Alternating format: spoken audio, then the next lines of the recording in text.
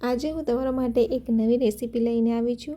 તમે બધાએ બજારમાં મળતો જામ તો ખાધો જ હશે, ફ્રૂટ જામ, પણ આજે આપણે બીટરૂટ અને ગાજરમાંથી જામ બનાવીશું, જે બહુ જ હેલ્ધી હોય છે અને આ બ્રેડ સાથે, રોટી સાથે, બધા સાથે ખાઈ શકાય છે।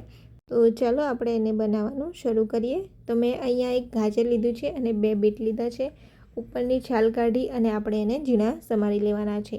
હવે એને આપણે કુકરમાં બાફી લેવાના છે। 2 થી 3 વિસલ થાય ત્યાં સુધી આપણે એને બાફી લેવાના છે। બજારમાં જે ફ્રૂટ જામ મળે છે એ ટ્રાય કરજો અને આ બનાવીને ટ્રાય કરજો, તમને કેટલો ડિફરન્સ લાગે છે તે જોજો।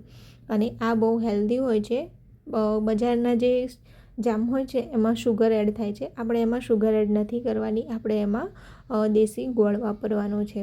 તો 2 વિસલ થઈ જાય પછી આપણે એને ખોલીને જોઈ લઈશું કે સારી રીતના બફાઈ ગયા છે કે નહીં।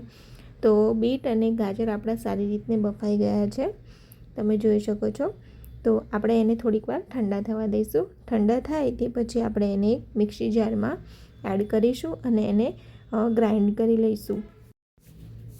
તો આપણે એને સારી રીતના એકદમ સ્મૂથ ગ્રાઇન્ડ કરી લેવાનું છે। અને કુકરમાં જે આપણે બાફવા મૂક્યું હતું એનું જે પાણી હતું એને આપણે સાઈડમાં કાઢી લેવાનું છે, કેમ કે એને આપણે જ્યારે જામ બનાવીશું ત્યારે આપણે એને એડ કરીશું। તો આપણે એકદમ સ્મૂથવાળી પેસ્ટ બનાવી લેવાની છે આવી રીતના। હવે એક પેન લઈશું અને પેનમાં 1 ટેબલ સ્પૂન ઘી એડ કરીશું અને ઘીને આપણે સારી રીતના સ્પ્રેડ કરી દઈશું, તાકી જામ જે છે આપણો નીચે પેનમાં ચોંટે નહીં, એટલા માટે આપણે એને ઘી એડ કરવાનું છે।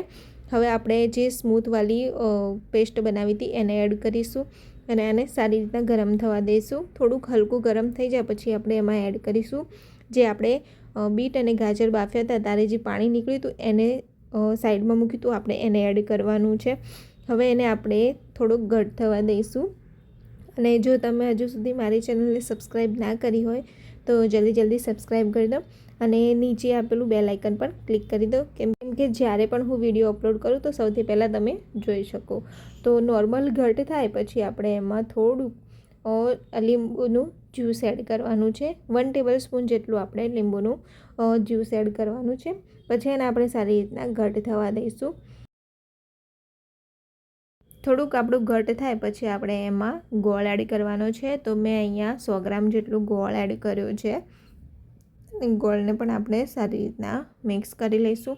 હવે આપણે એને મીડિયમ ફ્લેમ પર 10 થી 15 મિનિટ સુધી ઘટ થવા દેવાનો છે અને તમે આ રેસીપી જરૂરથી ટ્રાય કરજો।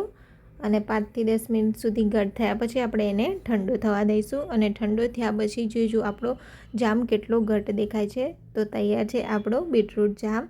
તમને મારો વિડીયો ગમ્યો હોય તો please like, share and subscribe કરવાનું ના ભૂલતા। Thank you.